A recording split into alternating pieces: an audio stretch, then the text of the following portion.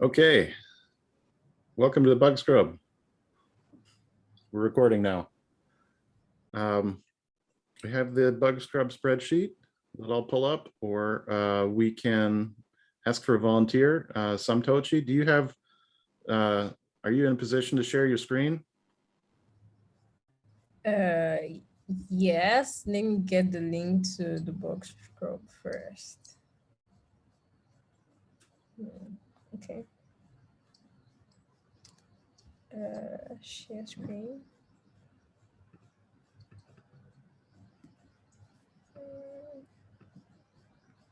We've found in the past that this works better if we have one person who has the triage role and another person who is actually in control of the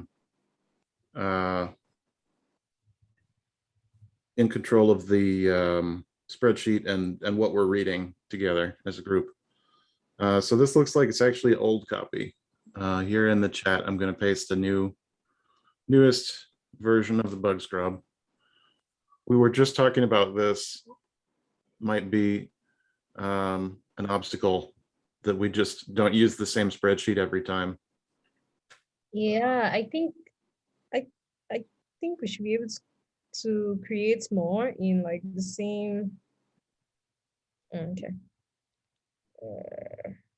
I have done something. Well, maybe we could use different spreadsheets, but just add it in like this. Can I delete this? Okay. Yeah, that's part of the process that I do when I spawn the new week spreadsheet. But there's a robotic process that goes through all of the issues and sorts them in a way, and it's not quite finished yet. So there's lots of room for improvement with how we do this, I think. Anyway, I did a little bit of pre-filtering, but not much. I just set it so that we're not seeing the brand newest issues. So if it's less than a day old and has been responded to, it won't show up here, but everything else should be. Last time I filtered by stale age of 2, and it's like a logarithmic thing or something. So stale age of 2 really means things are about 9 days old. So we can look at newer things this time, I think. Stale age of 1 should be, I think it should be things that are between 2 and 4 days old are missing from the list. So if we unfiltered, we would see things that were even newer. And I think that that's not really conducive to Bug Scrub because we're trying to get rid of old bugs.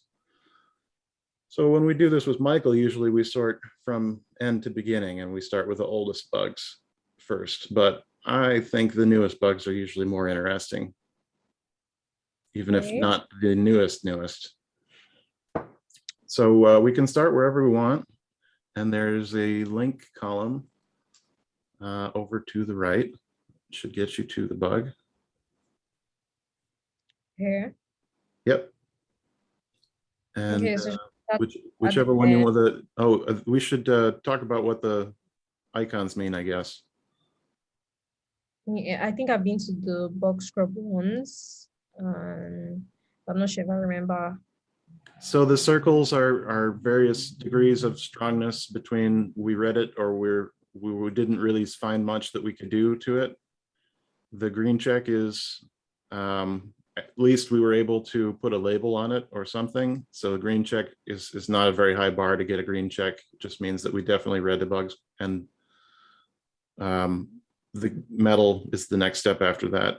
If anything can get closed or if anything can get assigned to someone, we'll give it a medal. And then the other ones are pretty self-explanatory. I don't remember. There's a brick for a bug that's blocked on something that we can't control, and eject for we need to make some documentation about this issue. Then there's this column all the way over on the right that we've very rarely used so far called flag. Because there are so many icons in this other column, it's not likely to get looked at again unless we happen to be on that same bug for some reason. The flag column is meant to raise things to the dev meeting. So if we put something in the flag column, I'll remember to bring it up at the dev meeting tomorrow. That works. Hello. welcome.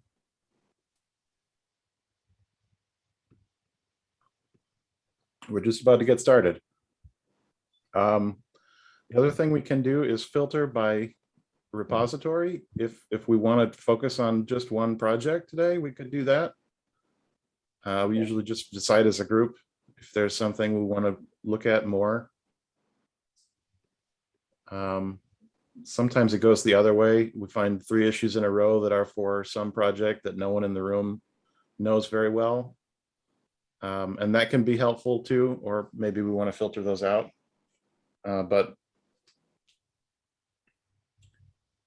really, you can just start anywhere you want, random draw. And there are discussions in here too, which is different from the last time that I think you were at a bug scrub. Okay. Let's see. Just start from the top. Okay.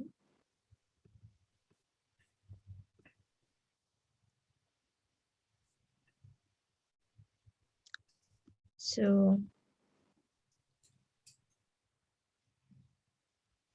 how does this go? Am I supposed to read it out, or everybody's just supposed to follow silently? We can help with that, or if you want to read, you can. This one looks like pretty straightforward. Has anyone seen this issue before? I think I saw this one yesterday. I got some alerts, but I've not really looked at it. Okay. Has anyone seen that weird quoting thing before? This is something that I hate, and I think that it's a bug, but I have no idea even how to propose that we fix it without breaking a bunch of stuff or making things way more complicated. So the problem is that customize, I think, accepts the whole document as one big string and then parses it from there. And env_subst works before that happens. So it's substituting strings into one big string. So the fact that your substitution is at the end of a YAML field is really incidental to the whole thing. You could substitute an entire line, and if it parses as valid YAML, then it goes into the engine. And if it doesn't turn out to be a matching type, so what's happening here is they're passing something in that is shaped like an integer, but the annotation has to be a string because Kubernetes annotations are all strings. But the YAML parser wants to turn it into an integer. So they're entering it into their Helm release as a value there, and it's getting turned into an integer. Then it's getting substituted into the YAML here, and it looks like an integer again, even if they quoted it. So they have to double quote it here in the point of substitution. I see. Does this look like a bug to anyone else? I think this is a bug, but I have absolutely no idea how it would be fixed, especially without breaking it for people who already figured this out. Sure. Like you said, we could add documentation. I think that's definitely helpful, whether it's fixed or not for now. Okay, I'm going to give it the eject icon then. Need to document workaround fork work. If we're unsure if it should get fixed, maybe that's something we should raise in the dev meeting, or get Stefan, who is probably more familiar with what goes on, to take a look at it and weigh in. Yeah, so if you follow that link through the discussion, 1795 there, Stefan acknowledged this is the known workaround. Okay. So I think the documentation is the right answer for now because we've got enough other stuff going on. This isn't going to get fixed this week unless someone has a lightning bolt.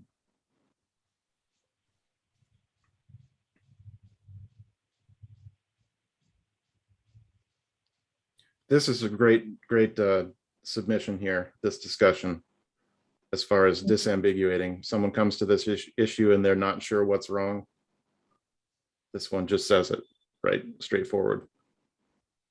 Yeah, true. Tried all the ways of quoting I can think, and none of them were right. You didn't bend your head and neck hard enough. That's just try this other one.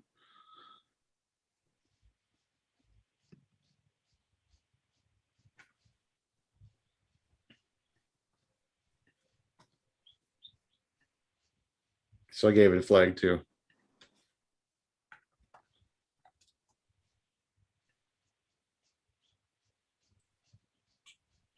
So we can look at pull requests, or we don't have to. We have some Go experts here in the room, so it might be productive.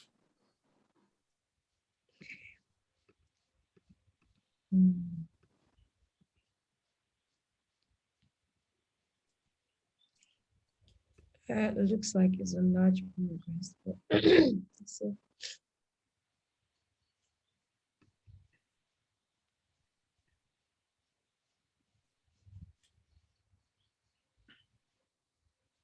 This is end-to-end tests for Azure. It's still a draft. Maybe it's not ready Yeah, to be reviewed at the moment. maybe you're right. should- Okay, should we- well, we know it's here at least.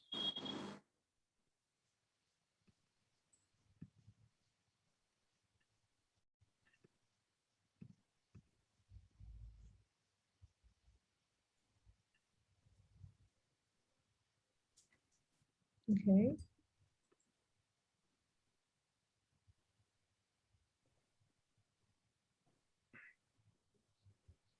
That's cool. So Bitbucket Stash is the Bitbucket server, I think, or the newest version of Bitbucket server. I'm not really sure what's called Bitbucket Stash exactly. The on-premise version of Bitbucket. It's a little bit different than Bitbucket Cloud. This is just a documentation for the API. Don't explain what it is. I thought Atlassian, they were moving to cloud. They were retiring their on-premise services. They're what? They're removing the support for self-hosted services, and they're moving everybody to cloud, the Atlassian cloud. I did not know Jira. that. Did that just come out in the last week or two? It's not a new news. It's been more than a year, I think. Transition is going on. I'm not sure about Bitbucket, but Jira and some other products, they are moving to cloud. And those who have subscription, they'll have to move to the cloud plan. So I'm not sure, like, what's the requirement for this? Is it the community requirement? I think this must be an exception because I know that there are people who have Bitbucket server instances. I think they're being forced to move, but not necessarily to the cloud. I think that there's a separate on-premise offering, and it might be this Stash. That's just the evolution of Bitbucket server.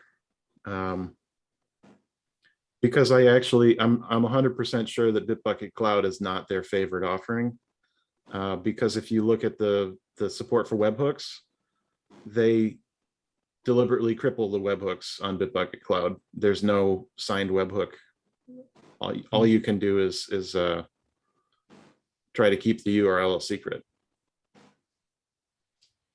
which is kind of silly. But besides that, they expect you to do things like IP allow lists and keeping track of where their servers are and when they move. That's pretty silly, in my opinion. They want you to upgrade to Bitbucket server or Stash, I guess.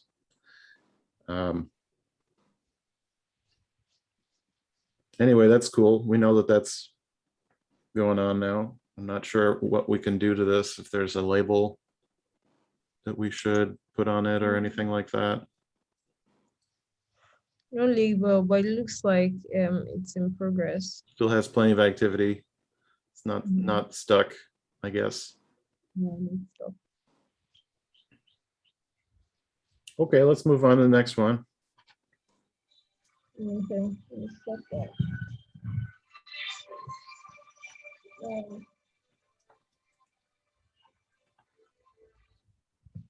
Yeah, sorry, can someone take over? Let me check this call and just Sure. check if it's okay. Thank you. I'll stop sharing now.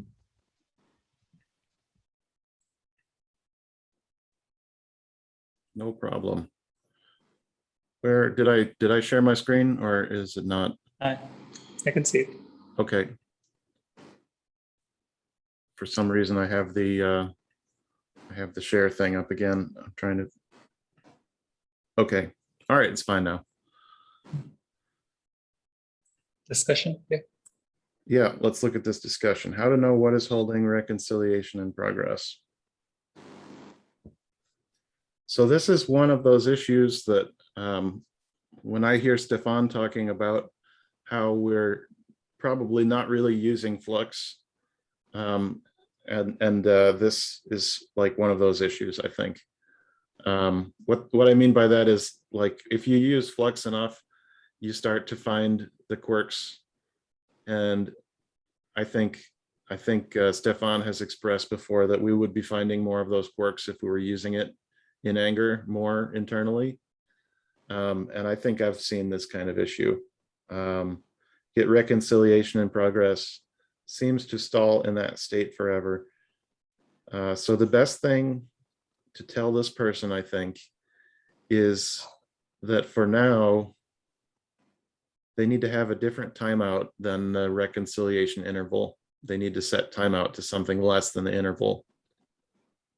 Because right now, I don't know if Helm controller actually does this too, but I know customized controller has this issue, that if you set the timeout and the interval to the same thing, which they are by default, then when it reaches the timeout, it will start again, and it will not save any time for reporting errors. I don't know how that happens. I don't know the code well enough to say why it is that way. And that seems like a bug, but I know that it's in a section of code that's under turmoil right now, and it's probably not going to look anything like it does after server-side apply gets merged. So it's probably fine, except we need to help this person in the meantime, and people like them. I have a feeling the ongoing work on the controller standardization, I think that will result in some refactoring, and such issues will go away. Like there is some status condition new logic in the controllers now, which will reflect the actual reasons behind what's happening. And when that happens, I think you will exactly know when something is stuck, what's going on. So how can we tell this person about that? Right.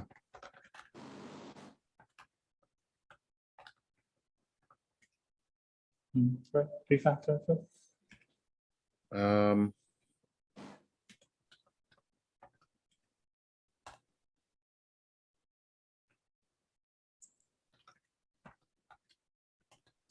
Controller runtime best practices.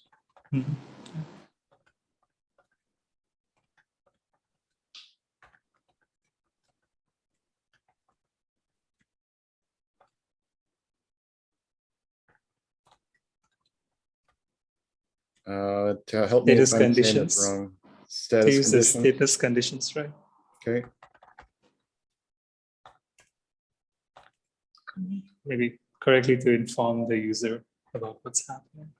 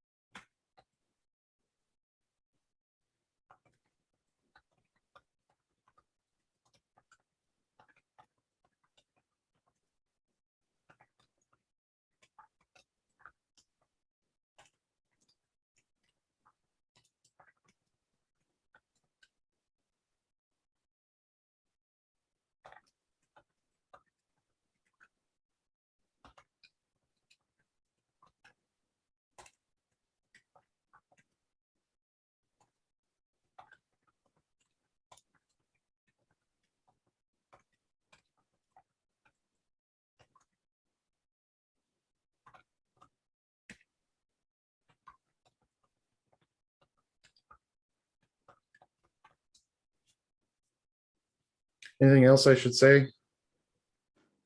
No, that should be fine. Okay.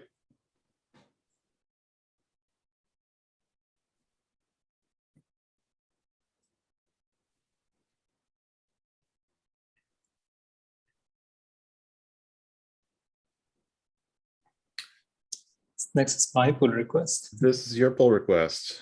Do you want to look at it? Nothing us. much I can describe what's happening. Tell us what's So, going on here. so image reflector controller, it has moved to use the new controller standards for its controller implementation. And this change is moving the test to the new test tooling. Previously, we used to have the controller runtimes env test the setup. And now we have our own test setup. It's called test env, and it's more native to Go. The previous one was based on a library called Ginkgo, which is good for behavioral based testing.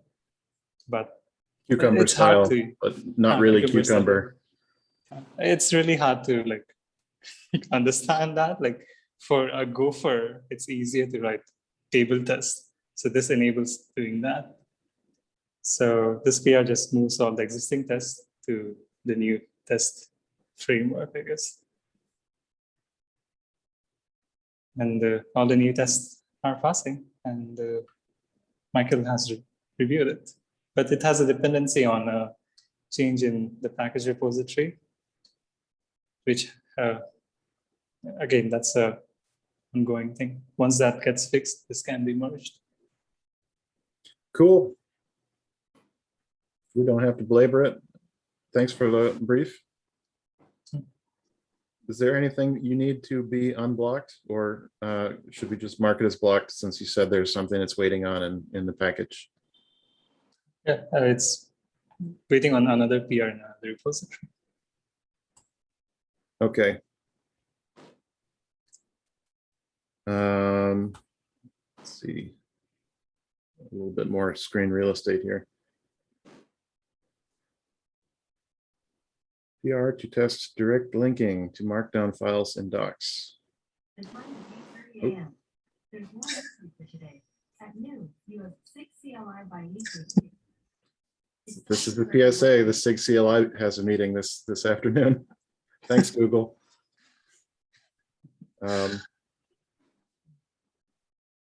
We actually got the idea for Bug Scrub from SIG CLI. They were the first group that did this that I'm aware of in the CNCF. And right around the time that we decided to do it, SIG, I don't remember what SIG it was, but there was another SIG that did a really large bug scrub that spanned multiple days and was an international event over like It was 40. Knative. Yeah. Knative, I remember that. Yeah. So we've got 2 PRs from Allison here. Installation.md. So these are both docs changes.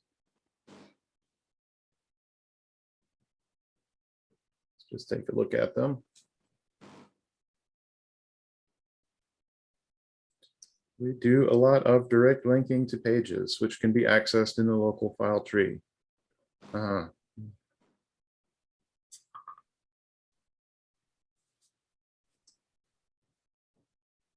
So we're changing the relative links, and we want this. I mostly just want to look at this to be sure that I'm not going to continue contributing the wrong thing to the docs. Because I think some of these are definitely mine. Absolute links / docs.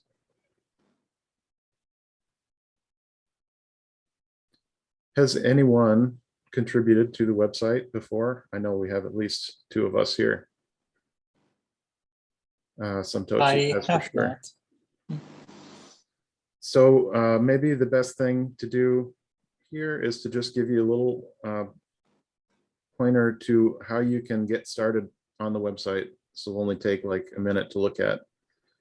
We've built a Docker file for this that does not, this is not the Docker file that I'm looking for. There's a support Docker file.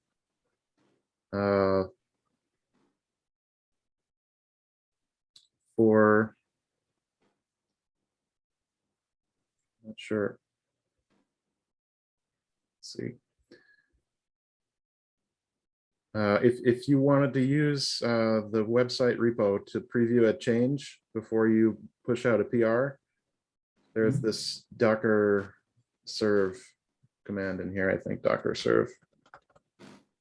Yeah, this is the one. So if you, there's a support image that we build, and it might be out of date right now. So there's also support documentation in here for the maintainer to know how to update this. I think we have to publish a catch-up image, but it's easy enough to build it yourself too. If you find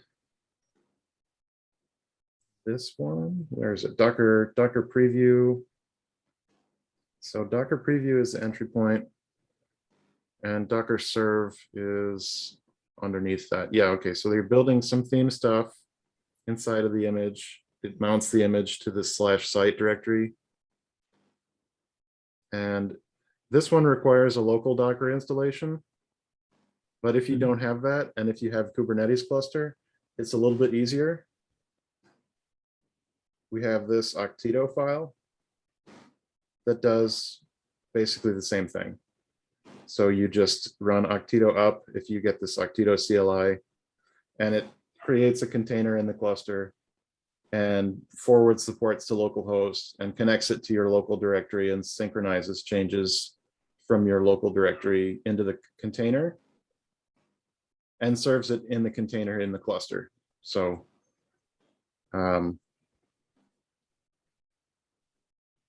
I've never used this Octito before. it's pretty neat. I put it in here for people who don't necessarily have Docker installed on their computer, which I think the number is probably going to be growing since the licensing changes. Anyway, so that one about direct linking and breakout installation.md into separate pages. Before moving ahead, that's a Hugo project, right? The documentation website. It is, right? I see. Go ahead. Sorry. I see there is a make target called serve, and it just does Hugo serve. So you can just outside the container, you can easily run it, I guess. Usually, personally, I would just do that instead of running in container if I have Hugo installed. Yeah, the problem is there's some really weird dependencies in here.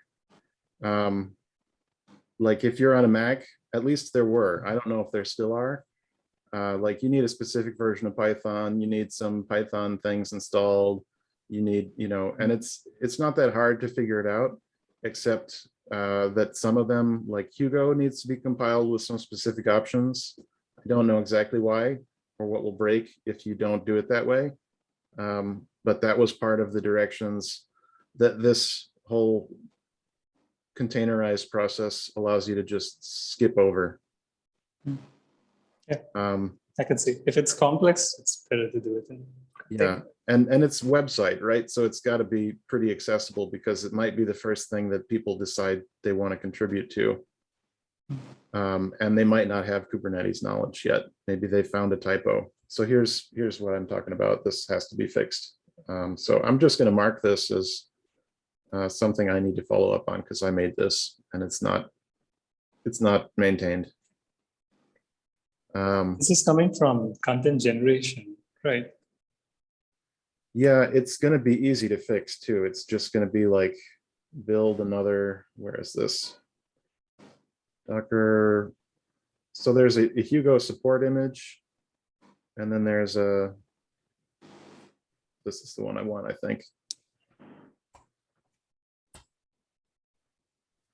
Oh, I don't have Docker running locally. I'll have to do it later. But let me make a note about that.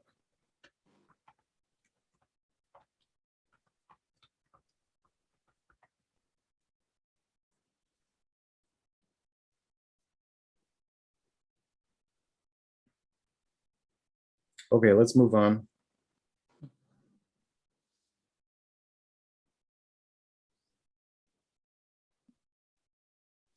The other one, breakout installation, Sorry? the third tab, I think we didn't go through that. Breakout installation. Oh, yeah.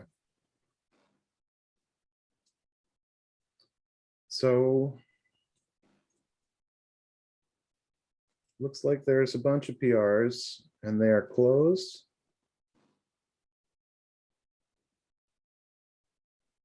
Did they all get merged into this one?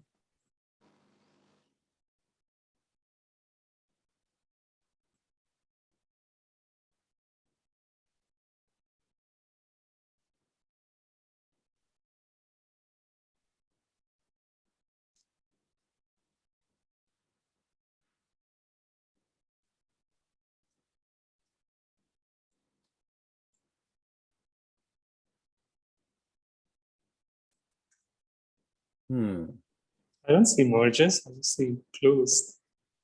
Yeah, that's what I saw too. I don't know if they're changes that have been copied into this PR or, Maybe there were like 6 comments, maybe they are the same things. They do. Each of the comments, if you see, they are the same as those PR. okay, cool. So this one looks like it's almost done then, if all 4 of those are closed. Cool. But there is some issue with the CI, I guess it's failing.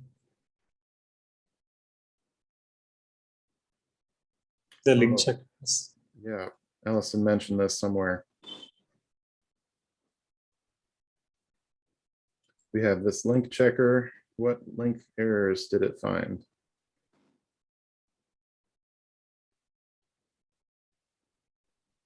But no base directory was set.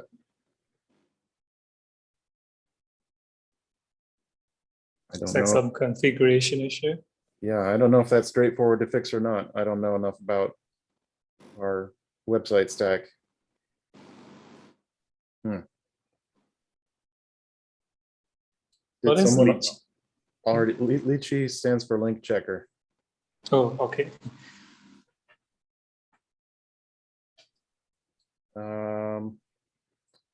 Don't know if there's anything we can do for this. Did you see that someone already mentioned the Lychee thing? Here we go.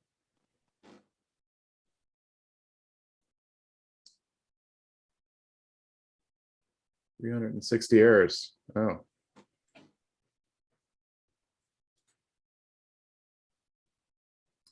Bad credentials.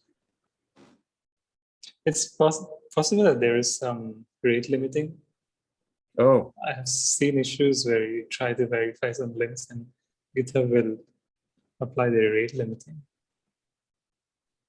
yeah, some of these even say rate limited. So maybe if you're authenticated, then that limit is increased. That makes sense. Huh. How do we fix that? Have to make the thing authenticated? You give it a GitHub token? Would that be enough?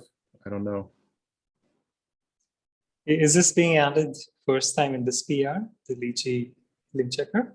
I think we've had it before, and I think we've removed it before. Other than that, I'm not sure I know the details about it. But it's definitely a persistent problem. We always find broken links if we don't have something telling us about them.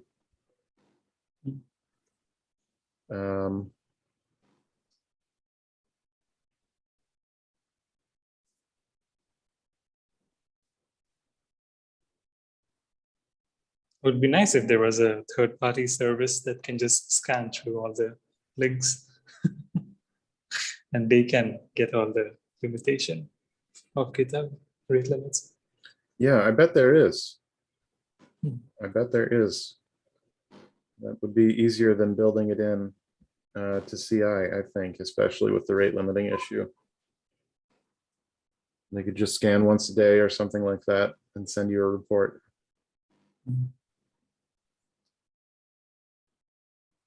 Okay, I don't have anything to add here.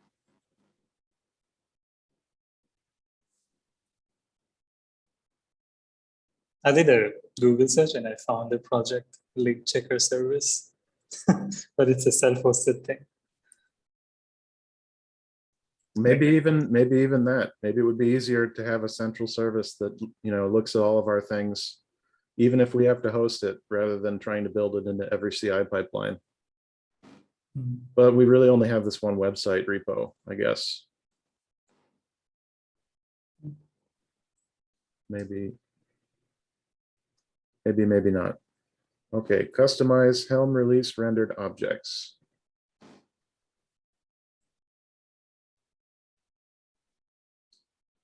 It says it's answered. Oh. Post renderers. This might have been one of the people that I clued into post renderers. This is a common question for sure. I'm just going to give it an upvote here.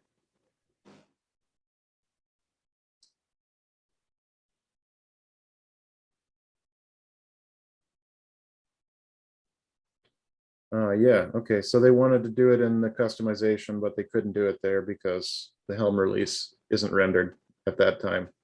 But they can do it in the Helm release. You know, do you know about the post renderer functionalities? No. Do you know about patches and customize? Okay, so in Helm release, I just bookmarked this yesterday. There we go. You can also do post rendering, and this is a built-in feature of Helm that Customize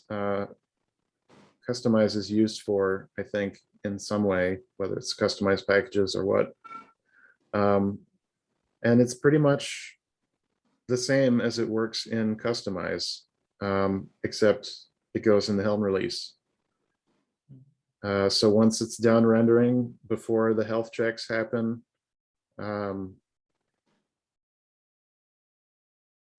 it will apply patches like patches strategic merge or patches JSON. And you can do things like, the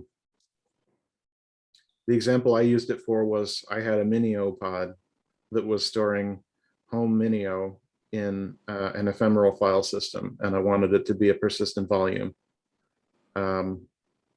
So you can use these patches to do lots of interesting things, but they're a little bit limited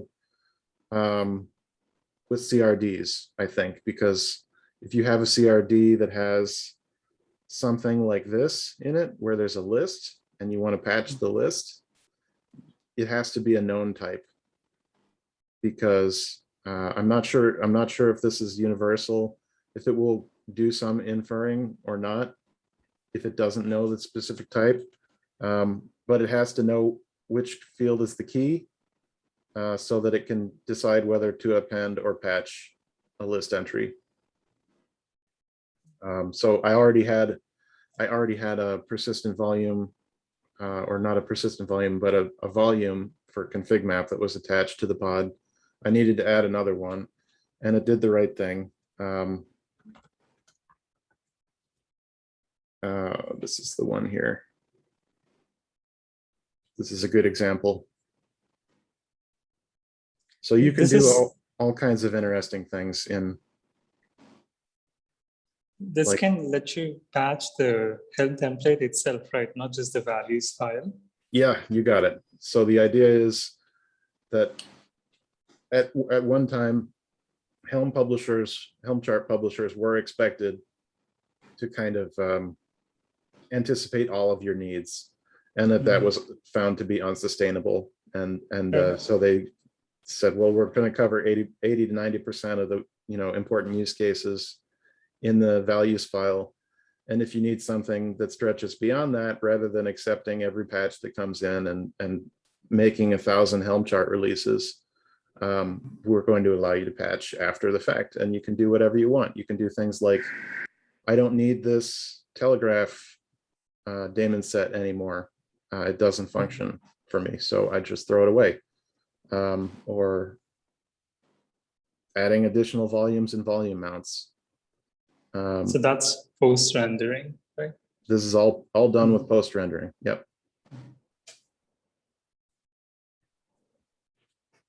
Great feature. So this one is answered. All right, so let's skip to one that's not answered.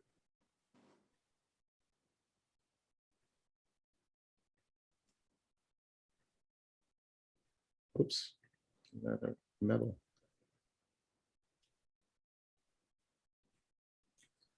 Flux multi-tenancy. I believe I have been chatting with this guy in the Slack. I've seen it.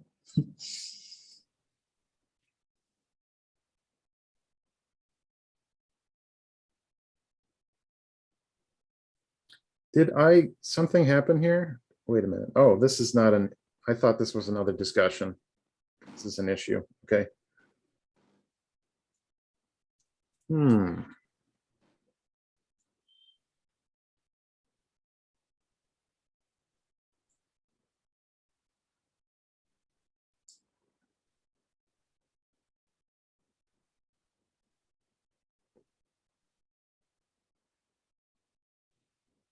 A tenant repository can create customization and deploy to another namespace outside service account scope. So I think that this is known. This is a known issue. And it's described how to solve it in. Can I edit this? No. Bad link here. In here.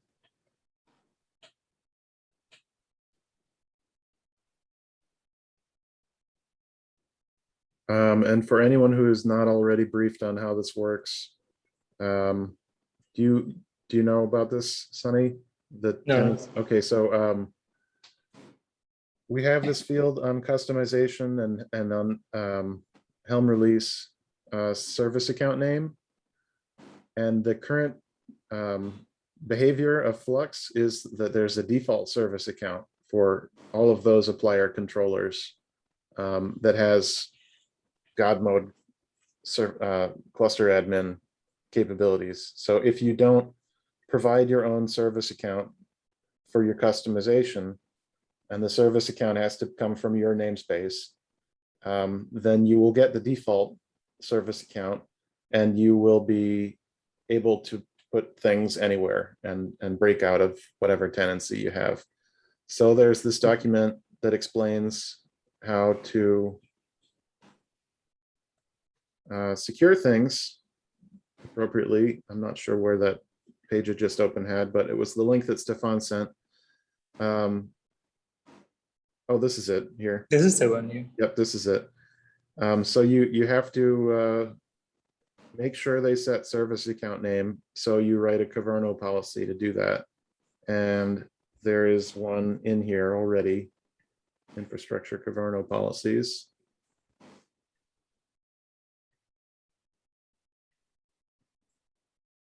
And it's not especially complicated. It says you have to provide service account name, which effectively locks people into their namespace and whatever credentials you've granted it. So if they have a service account that has cluster admin in their namespace, then they can still do this, but otherwise they're locked down. And source ref must be the same as source ref namespace must be the same as metadata.namespace. So I think this is one extra protection just to make sure they can't reach a source that's not in their namespace, because I think Flux wouldn't stop them otherwise. So Flux is using Caverno for creating these guards, right? Yeah, Flux. So this is known issue that we want to address before GA, I think, as part of the multi-tenancy changes. So instead of requiring the user to set a service account name, unless you really don't want to require them to, there will be I'm not exactly sure how to explain it, but instead of service accounts, we'll be using users. And I don't really have good command over how to explain how this is going to be resolved, but there's an open issue that Samtochi probably knows most about out of anyone on this call. Service account issue. Flux user impersonation issue. Somewhere in customize controller.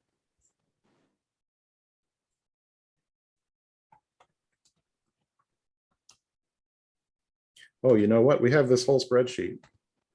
We can definitely find it on there. Implement user impersonation. So here's one of the pull requests.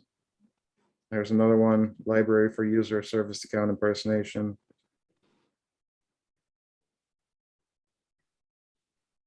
And this is going to resolve it, I think, by making this whole access control thing pretty much mandatory. But I don't want to overstate that too much because it's also going to be more complicated to work this way. And I think that there is a way to opt out, at least for now.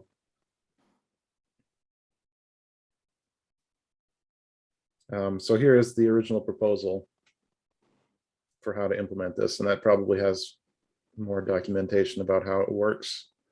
But this is really good stuff to take a read through if you want to understand what's going to happen in the next couple of weeks or months as we get around to implementing all this stuff after the package runtime refactors are over. And I think that's the order that it's planned to go in.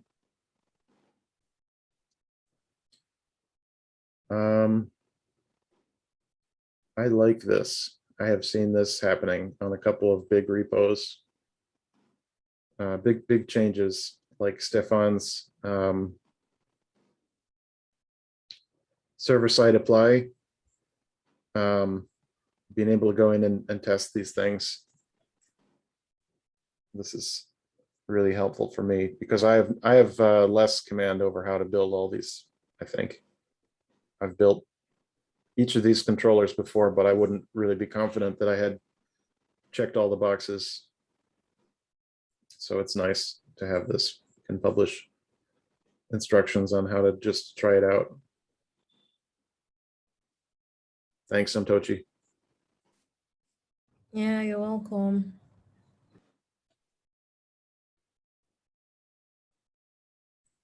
I'll give this a medal too. We have about 5 minutes left. We were just looking at this one here.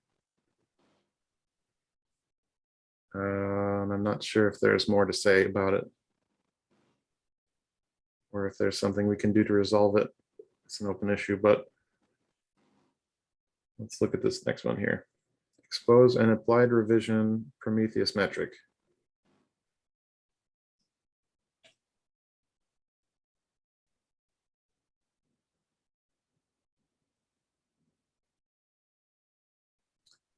That would be a high cardinality metric.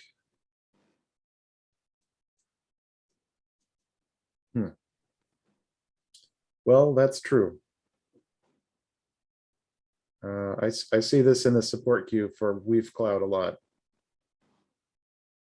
I followed it there, that people are sending in metrics by some error of configuration that have too high cardinality, and once it reaches a certain threshold, they get blocked and their metrics start getting dropped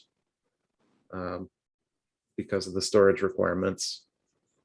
I don't really know an awful lot about building Prometheus storage infrastructure, but I think this is the correct answer. I'm just going to mark it.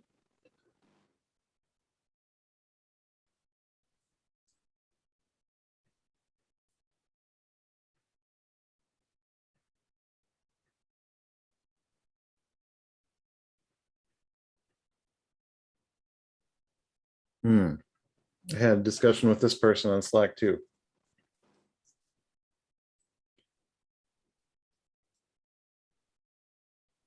Has anyone seen this before? I don't know if this is an expression I'm just not familiar with. I've always seen dev test and prod or dev stage and prod.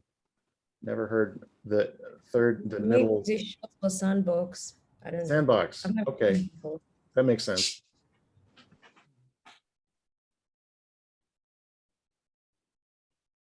So this person wants to know everything here about how to set up their environment. That's my read on this question.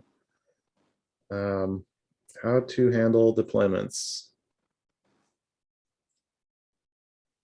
I think this one is the cookbook example. We just need a good cookbook example that shows, we probably have a good one. If we look through Weave GitOps literature, there's probably already a really good dev test and prod example that goes through and sets up sensible policies for each of them.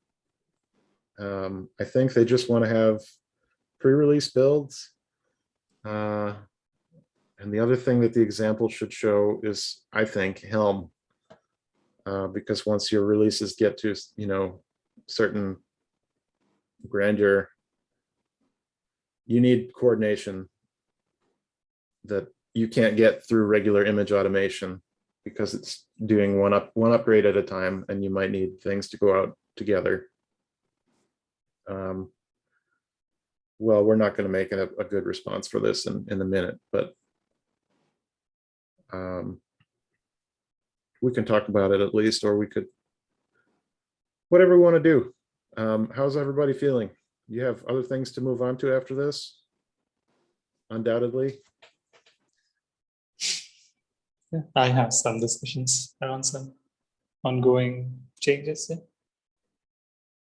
Okay, well, I appreciate everyone coming today. Thanks so much for your help. This is a lot more fun with volunteers. Have a good day. Yep. Close it down for today. All right.